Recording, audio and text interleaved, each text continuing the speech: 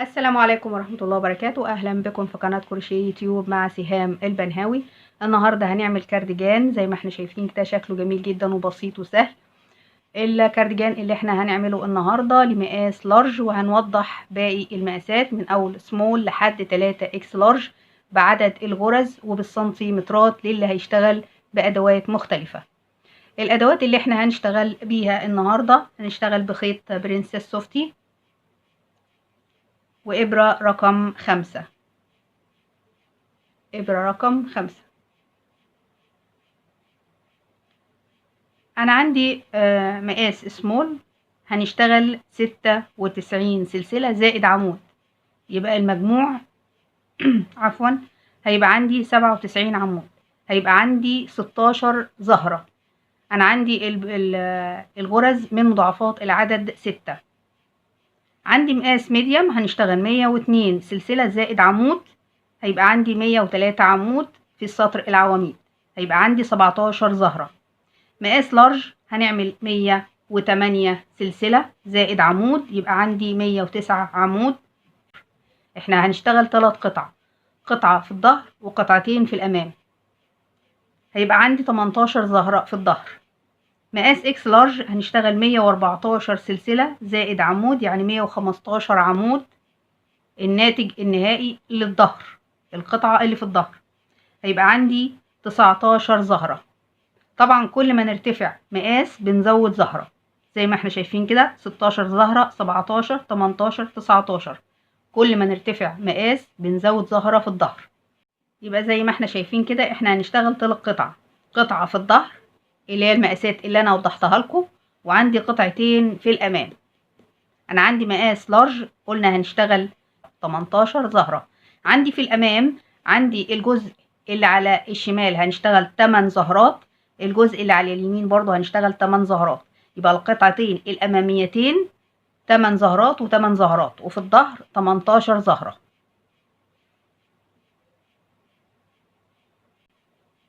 وباقي المقاسات هنوضحها في الفيديو واحنا بنشتغل. واللي اول مره تشوف اعمالي ما تنسيش تدوسي على الزرار الاحمر اللي تحت الفيديو وتدوسي على الجرس عشان يوصلك كل جديد، ونتابع مع بعض باقي الخطوات. هنعمل السلاسل بتاعتنا، وقلنا ان السلاسل من مضاعفات العدد 6، فهنرتفع 1 2 3 4 5 6. كمان مرة 1 2 3 4 5 6 لحد ما نوصل للمقاس المناسب. انا كده عملت السلاسل من مضاعفات العدد 6. يعني لو انتي اشتغلتي 108 سلسلة هترتفعي 1 2 3 4 بمثابة عمود، ونيجي هنا في الغرزة رقم 108 وهندخل ونشتغل عمود. انا عندي هنا الاربع سلاسل، 3 سلاسل بمثابة عمود، والسلسلة بمثابة السلسلة اللي احنا بنشتغل فيها عمود. هنشتغل عمود فوق كل سلسلة لنهاية السطر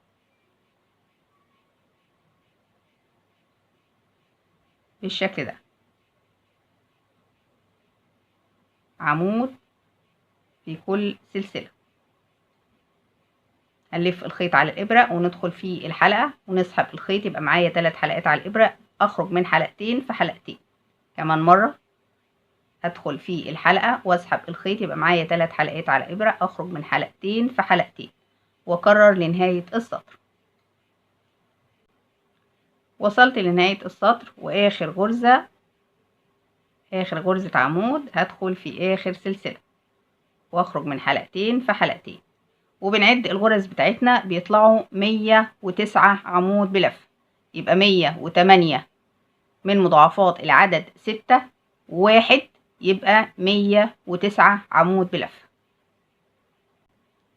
بعد كده نرتفع 1 2 3 بمثابة عمود وسلسلة مسافة ونلف الشغل،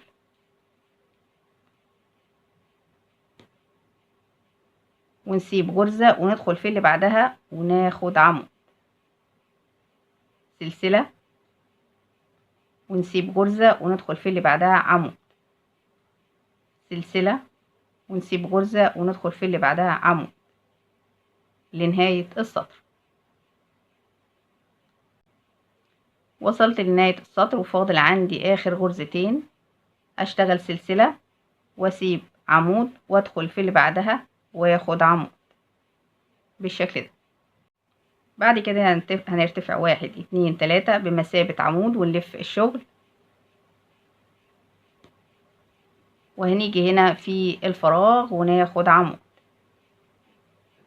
فوق العمود هناخد عمود، وفي الفراغ هنشتغل عمود، وفوق العمود هناخد عمود، وفي الفراغ بنشتغل عمود بالشكل ده، برضو نفس العدد. وصلت لنهاية السطر وفاضل اخر غرزتين، هاجي هنا في الفراغ واخد عمود، وعندي 1 2 3 في تالت سلسلة هشتغل اخر عمود بالشكل ده. بعد كده نرتفع سلسلة ونلف الشغل، وناخد في نفس المكان غرزة حشو، ونرتفع 1 2 3 وفي نفس المكان هنشتغل غرزة كلاستر. هنخرج من حلقتين عمود غير مكتمل، وبعدين نلف الخيط على الإبرة وندخل في نفس المكان ونشتغل عمود غير مكتمل بالشكل ده، وناخدهم في حلقة واحدة، ونلف الخيط على الإبرة ونسيب غرزة التانية ونروح للي بعدها وناخد عمود بالشكل ده. بعد كده نلف الخيط على الإبرة ونسيب غرزة التانية وندخل في التالتة ونشتغل غرزة كلاستر، عمود غير مكتمل، كمان عمود غير مكتمل، وناخدهم في حلقة واحدة، ونشتغل 1 2 3 3 سلاسل، وفي نفس المكان ناخد غرزة حشو، ونرتفع 1 2 3 3 سلاسل، وفي نفس المكان هنشتغل غرزة كلاستر، عمود غير مكتمل، كمان في نفس المكان عمود غير مكتمل، وناخدهم في حلقة واحدة، ونشتغل عمود، نسيب غرزة التانية، وفي التالتة عمود بلفة بالشكل ده. كمان مرة هنلف الخيط على الإبرة ونسيب غرزة التانية وندخل في التالتة، ناخد عمود غير مكتمل، كمان عمود غير مكتمل، وناخدهم في حلقة واحدة، ونرتفع 1 2 3 3 سلاسل، وفي نفس المكان ناخد حشو، ونرتفع 1 2 3 وناخد غرزة كلاستر عبارة عن عمود غير مكتمل، كمان عمود غير مكتمل، وناخدهم في حلقة واحدة، ونلف الخيط على الإبرة ونسيب غرزة التانية وندخل في التالتة نشتغل عمود، ونشتغل بنفس النمط لنهاية السطر. وصلت لنهاية السطر زي ما احنا شايفين كده، ده شكل الغرزة بتاعتنا. بعد ما اشتغلت عمود ألف الخيط على الإبرة واسيب غرزة التانية، وفي التالتة اللي هو الارتفاع الثلاث سلاسل، في تالت سلسلة هشتغل عمود غير مكتمل، كمان عمود غير مكتمل، وناخدهم في حلقة واحدة، ونرتفع 1 2 3 وفي نفس المكان هنشتغل حشو، ونرتفع 1 2 3 4 بمثابة عمود بلفتين ونلف الشغل،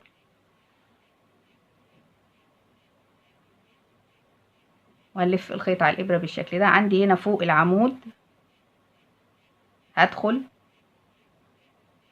واسحب الخيط واخد غرزة كلاستر، عمود غير مكتمل، في نفس المكان كمان عمود غير مكتمل، واخدهم في حلقة واحدة، وارتفع 1 2 3 وفي نفس المكان هشتغل حشو، نفس الشغل اللي كنا بنشتغله تحت، بس الشغل هنا فوق العمود، وارتفع 1 2 3 وفي نفس المكان غرزة كلاستر، عمود غير مكتمل، كمان عمود غير مكتمل، واخدهم في حلقة واحدة بالشكل ده. بعد كده الف الخيط على الإبرة واروح على العمود التاني، العمود التاني، يبقى الشغل فوق العمود. هدخل واسحب الخيط واخرج من حلقتين، والف الخيط وادخل واسحب الخيط واخرج من حلقتين بالشكل ده، واخدهم في حلقة واحدة، وارتفع 1 2 3 وادخل في نفس المكان وياخد حشو، وارتفع 1 2 3. بعد ما ارتفعت الثلاث سلاسل هلف الخيط على الإبرة، وفي نفس المكان هشتغل غرزة كلاستر. اخرج من حلقتين ولف الخيط واخرج من حلقتين، يبقى كده 2 عمود غير مكتمل، واخرج من ده كله بالشكل ده، ولف الخيط على الإبرة واروح على العمود اللي بعده، الشغل فوق العمود، وادخل بالشكل ده فوق العمود مباشرة واشتغل غرزة كلاستر. 1 2 3 في نفس المكان حشو، 1 2 3 وغرزة كلاستر في نفس المكان.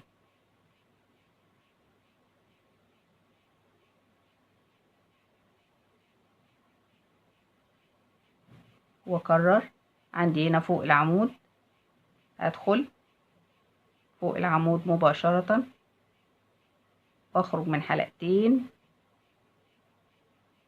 العمود التاني برضو هخرج من حلقتين واخدهم في حلقة واحدة، وارتفع 1 2 3 في نفس المكان حشو، وارتفع 1 2 3 في نفس المكان هشتغل غرزة كلاستر. واكرر لنهاية السطر. زي ما احنا شايفين كده احنا وصلنا لنهاية السطر، وده شكل الغرزة بتاعتنا. في اخر السطر هاخد عمود بلفتين واجي هنا في غرزة الحشو واخرج من الخيط بالشكل ده، واخرج من حلقتين بحلقتين بحلقتين. بعد كده ارتفع سلسلة والف الشغل، وفي نفس المكان هشتغل حشو، وارتفع سلسلتين، وعندي هنا فوق غرزة الحشو هشتغل عمود،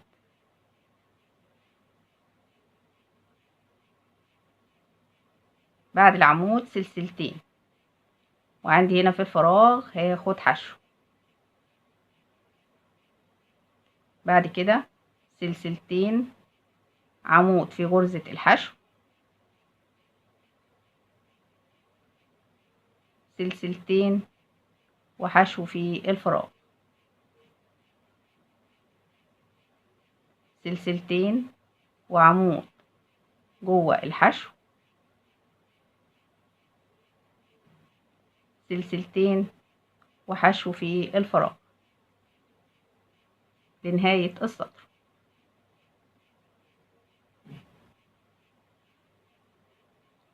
وصلت لنهاية السطر بعد ما اشتغلت العمود، ارتفع سلسلتين، وعندي هنا في رابع سلسلة اشتغل حشو، في رابع سلسلة حشو بالشكل ده. ممكن نشتغلها بالطريقة دي وممكن نشتغلها بالطريقة دي، ان انا بنزل بالطريقة دي تحت الغرز وياخد حشو.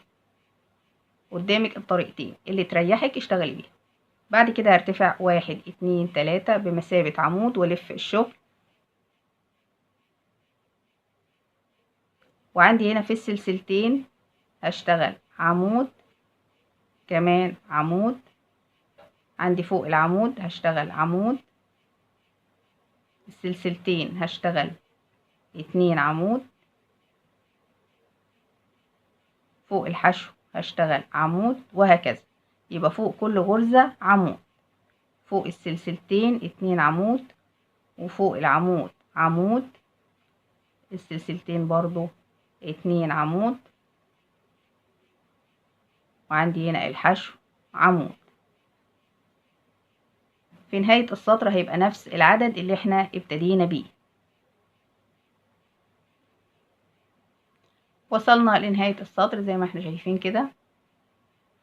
اخر 3 غرز عندي السلسلتين هشتغل 2 عمود، وعندي هنا جوه الحشو هشتغل عمود. بعد كده هرتفع 1 2 3 بمثابة عمود وسلسلة مسافة والف الشغل،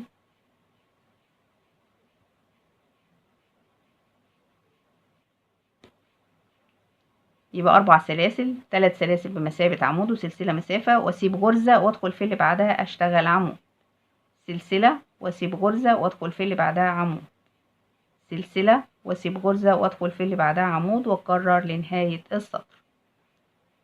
برضو هيبقى نفس عدد الفراغات، نفس العدد اللي في السطر التاني، نفس العدد.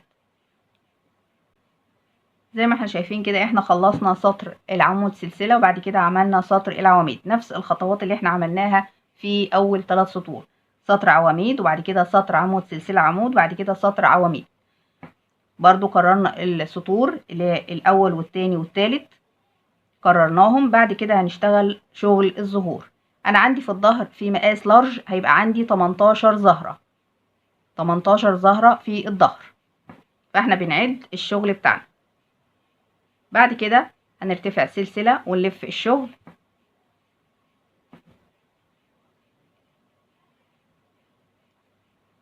وفي نفس المكان غرزة حشو، ونرتفع 1 2 3 وناخد غرزة كلاستر في نفس المكان. بعد كده نسيب غرزة التانية وندخل في التالتة عمود، نسيب غرزة التانية وفي التالتة غرزة كلاستر. بعد كده 1 2 3 3 سلاسل وفي نفس المكان حشو، 1 2 3 في نفس المكان غرزة كلاستر. بعد كده نسيب غرزة التانية وفي التالتة عمود، ونكرر لنهاية السطر نفس الخطوات. وصلت لنهاية السطر وعندي هنا 3 غرز، 1 2 3. في تالت غرزة هشتغل غرزة كلاستر، وارتفع 1 2 3 وفي نفس المكان غرزة حشو، وارتفع 1 2 3 4 بمثابة عمود بلفتين، والف الشغل،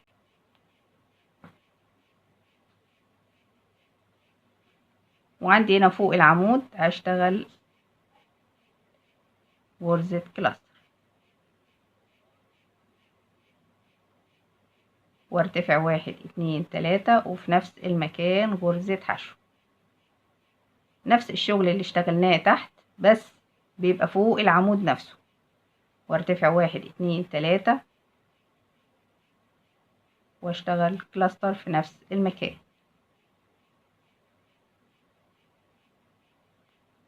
واروح على العمود اللي بعده واشتغل نفس الخطوات، غرزة كلاستر، 1 2 3 3 سلاسل، بعد كده حشو في نفس المكان، 1 2 3 في نفس المكان غرزة كلاستر، واكرر لنهاية السطر. احنا كده خلصنا السطر زي ما احنا شايفين.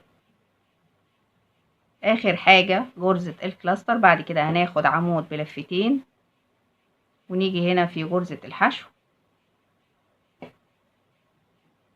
ونخرج من حلقتين في حلقتين في حلقتين، ونكرر نفس الخطوات اللي احنا اشتغلناها. بعد كده هنرتفع سلسلة وبعدين ناخد حشو، وبعد كده سلسلتين عمود، سلسلتين حشو، سلسلتين عمود في الحشو، سلسلتين حشو في الفراغ، سلسلتين عمود، سلسلتين حشو. بعد كده نكرر السطر العواميد، بعد كده سطر عمود سلسلة عمود، بعد كده سطر العواميد، وهكذا لحد الطول المناسب للشخص.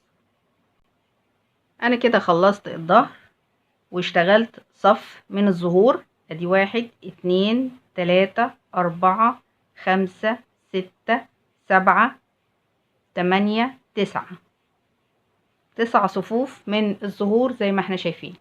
ده كده مقاس لارج. وقلنا ان احنا اشتغلنا 18 زهرة.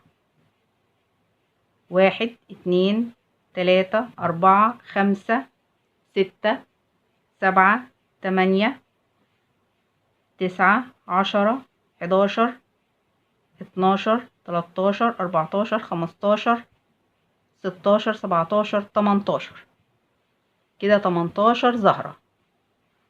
طبعا انت عايزة تزودي عن كده او تقللي عن كده، طبعا ده بيرجع لك على حسب المقاس اللي انت بتشتغليه. الطول برضو في ايديكي. انا عندي الطول زي ما قلت لكم عملنا 9 صفوف من الزهرات. بعد ما بتخلصي الظهر بنشتغل قطعة يمين وقطعة شمال، يبقى قطعتين، قطعة على الصدر اليمين وقطعة على الصدر الشمال. طيب القطعة دي كام زهرة؟ انا عملت 8 زهرات. ادي 1 2 3 4 5 6 7 8. يعني ابتدينا 8 في 6 ب48 زائد 1 يبقى 49 عمود. 49 عمود. هنعمل قطعتين. بعد كده بنيجي عند الكتف وبنخيط غرزة قصاد كل غرزة. بنخيط اللي هو الجزء اللي على الكتف.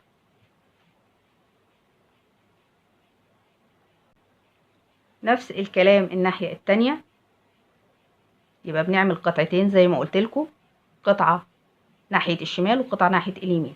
برضو بنخيط غرزة قصاد غرزة زي ما احنا شايفين كده. انا شبكت عند الكتف. بعد كده بنحدد مكان لفتحة الدراع. بنحدد مكان لفتحة الدراع. لمقاس لارج هيبقى 22 سنتي. 22 سنتي. بعد ما حددت بالماركر هسيب الجزء ده لفتحة الدراع. بعد كده عندي في الجنب تحت فتحة الدراع هنخيط الجزء ده لنهاية السطر. من عند تحت الإبط كده لحد نهاية السطر هنخيطه غرزة قصاد غرزة أو صف قصاد صف. انتي بتحددي الصف بالشكل ده وتخيطي غرزة قصاد غرزة بالشكل ده، والزهرة قصاد الزهرة اللي جنبها عشان تبقى الصفوف متساوية، ما يبقاش فيه ناحية أعلى من ناحية بالشكل ده.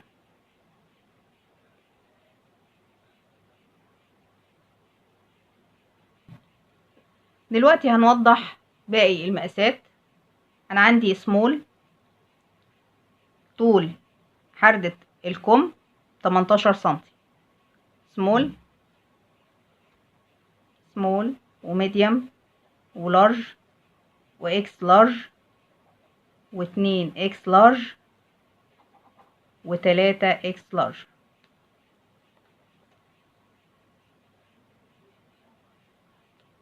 يبقى انا عندي سمول 18 سنتي اللي هو طول الجزء اللي هو اداء خارج منه الكم او الدراع. ميديوم 20 سنتي. لارج 22 سنتي. اكس لارج 24 سنتي.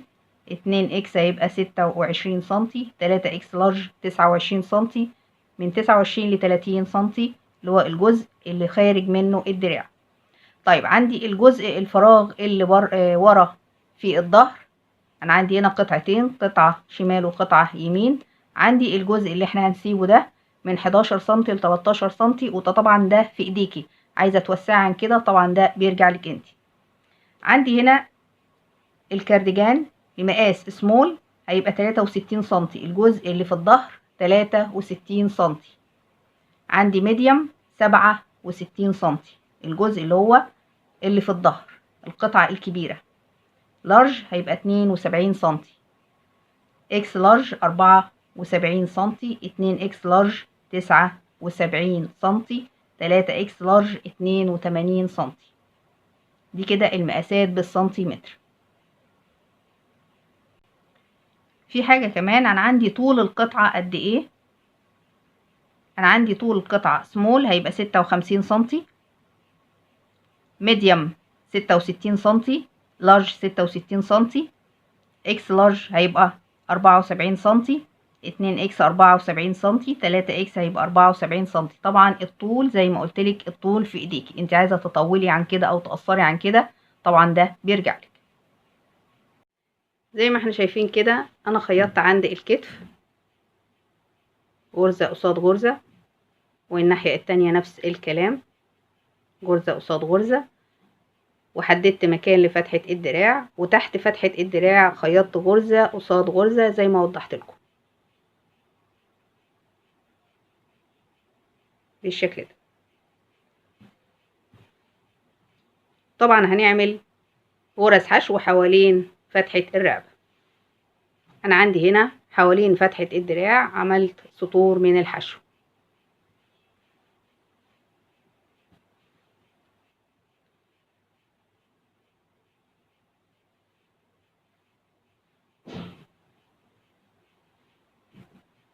دلوقتي هنعمل مع بعض الناحية التانية. هنيجي هنا عند فتحة الدراع، انا عندي هنا ارتفاع 3 سلاسل بمثابة عمود، هدخل واربط الخيط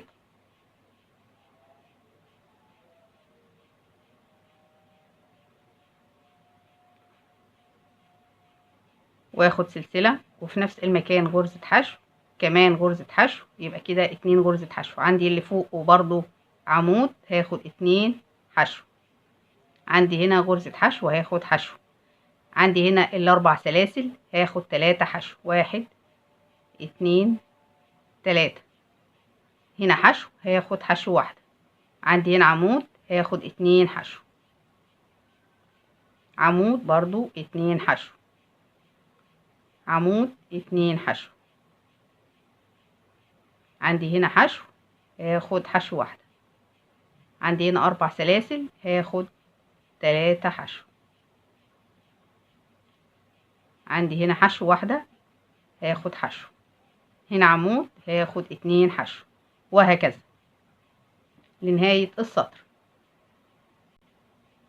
وصلت لنهاية السطر وهقفل في أول غرزة بمنزلقة وارتفع سلسلة، وفي نفس المكان هاخد حشو. بعد كده هشتغل غرزة حشو فوق كل غرزة. طبعا بيبقى عدد غرز الحشو في الناحيتين قد بعض بالظبط. في فتحة الدراع بتعدي الغرز بحيث ان الاتنين يكونوا قد بعض في العدد، غرزة في كل غرزة. عايزة تعملي سطرين 3 4 5 على حسب ما انت عايزة العرض او ارتفاع، بترتفعي بالادوار لحد ما توصلي للسمك اللي انت محتاجاه. اكمل وارجع لكم. انا كده خلصت الكنار اللي موجود على الدراع او حوالين فتحة الدراع.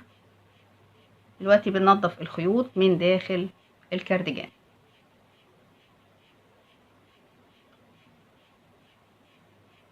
بالشكل ده، الخياطة كلها من الداخل، اما غرز الحشو اللي هي موجودة على الدراع دي من الخارج. يعني بتقلبي الكارديجان على الوش وبتعملي غرز الحشو.